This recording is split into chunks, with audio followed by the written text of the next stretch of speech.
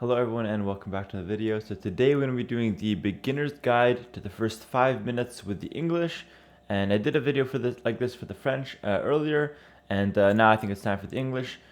Basically this is not a build order, but this is really just a guide to show you what you want to do in the first 5 minutes with the civilization and kind of name a few options for you going forward after those 5 minutes as stuff that you can pursue depending on the situation. So without further ado, let's just hop right into it here and see what we got for you guys today. Alright, start the game. So I'm just going to be playing as an AI here, obviously. But the important thing is what to do as the English. Now, English are very nice. They're actually a very, in my opinion, a strong defensive civilization, but they have options to attack as well.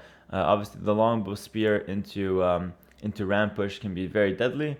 But the important thing, in my opinion, with English is just to keep a solid early game and just stay defensive in the start, and kind of set up your economy how you want it to be set up. So without further ado, let's hop into it here and let's do this. So first step, as always, is you want to have 6 on sheep right away, and then I think the next thing I like to do is just go with a 7th on sheep. So one thing you can do is just keep your sheep inside here. This little crevice as you scout, this little crevice is really good to have your sheep in because your villagers can auto deposit through that. So it's a really good thing to keep in mind. Might include that in a later guide, just to help you guys out with the efficiency, and really drive that point home. But yeah, then just go ahead and scout for your sheep as usual. The next villager is gonna go towards the gold and make a house, and he's just gonna make a house and a mining camp, and we're gonna put the next 3 on gold. So this is somewhat of a build order, but again, it's really just the concept that's important. 7 on food is gonna help you get enough to click up here, and then you're just gonna want the gold for you'll see what we're gonna get. We're gonna go for a spoiler right now. We're gonna go for an age 1 wheelbarrow, and this is not something that I came up with, not at all. In fact, I was told to get this. I had a few top players that recommended I do this build with English, and just in general, it's a strong option. So wheelbarrow just kind of helps your economy overall, especially with like the long distance gathering, which tends to happen a lot with like the berries and like the deer and stuff that you take later on. So it's always worth it. Continue queuing villagers there, and yeah, keep your economy flowing pretty much. So we're gonna go 3 to gold, and next step is just we're gonna go the rest to wood until we can click up. The reason why we're gonna go a little bit earlier to wood here compared to, let's say, the French, simply because, well, we don't have any wood left over here to make a house, so we want to get to wood before we get close to even 20 pop. But also because English army is very wood heavy. Like, you need to make spears, longbows, maybe a town center. Everything that you can really do with English costs wood.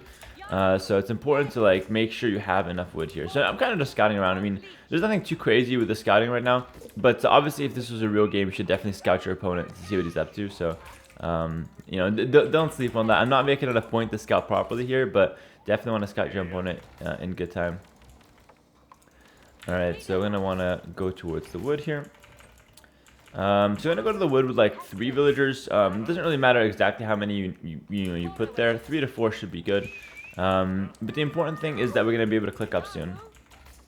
And then as soon as we click up, we're going to right away then just try to get a mill down. There it is. We're going to use 2 vills from the food. I personally like to use 2 vills because if you use more, you can't actually afford villagers.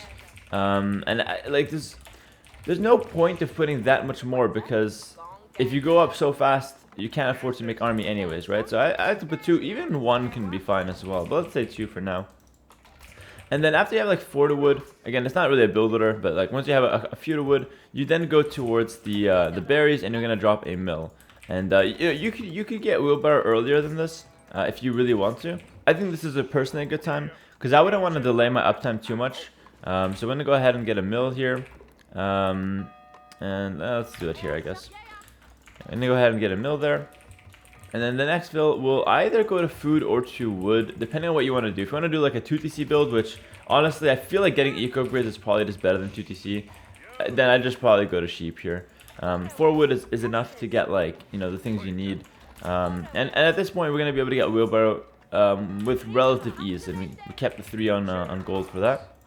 So there it is. So wheelbarrow can come in at perfect timing, and then we're going to get a house down with the gold fill as well. So yeah, the next fills, depending on what you want to do, you can send them to different resources. I'm going to send them to food for now because, as you can see, for a long time now, I've just been very low on food. And it's in general a good thing to be low on food because that means that you're just spending your resources, which is a really important concept in RTS. Floating resources usually are not being used as an investment. So yeah, just getting more sheep now because I want to stockpile some food to maybe make a few longbowmen in feudal age.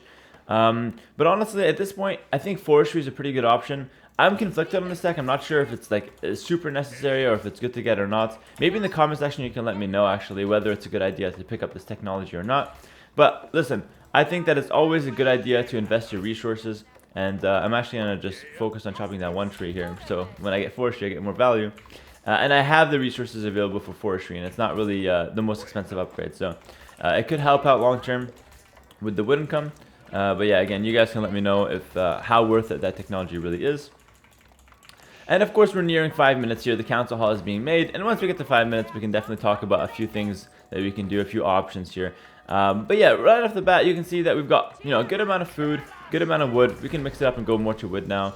We've got wheelbarrow already completed, and we have enough to make a few longbows right off the bat. If that's what you want to go for. If you want to go for a barracks, you can do that. If you want to get more eco upgrades for whatever reason, you could do that. Once you get the gold, of course. That's why we keep 3 on gold, to be able to afford those eco upgrades.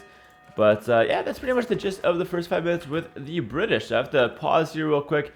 You do have a few options from here. Like I said, you can go for the longbowmen from the council hall. You can make a barracks, make some spears. You can start walling up a little bit if you want to do that. You can go for like your deer if you want with some of the sheep villagers. You can work your way to a second town center. You really have a lot of options, and I kind of leave it open-ended to you because at the end of the day, each game will be different. Who knows what's happening at the stage of the game? But the first 5 minutes, you can basically do this every game. And every game, you can end up around 22 pop, 5 minutes, 22 pop, and have a good amount of resources to put you in position to make longbows, get eco upgrades, or make some spears and whatnot. So puts you in a really good position to do all the things that Britons want to do. Now, Britons have great farms. The last thing I'll mention here, Britons have great farms, but I would recommend taking the natural resources before farming, just because free food, or food that's available, I guess, without having to pay anything up front, is always going to be better than things that you have to pay with. And even the 50% cheaper farms, even the faster working farms around the mill, does not beat the cheap food around, the free food around the map. So that's the last thing I'll consider. However, making a farm transition in late feudal age, early castle age is fantastic with English, and something you should look to do. So thanks for watching, everyone. That's going to be my first 5-minute guide with the English. And I'll catch you guys in the next one. Maybe comment below what civ you want to see next time. But for now, that's all. And yeah, peace.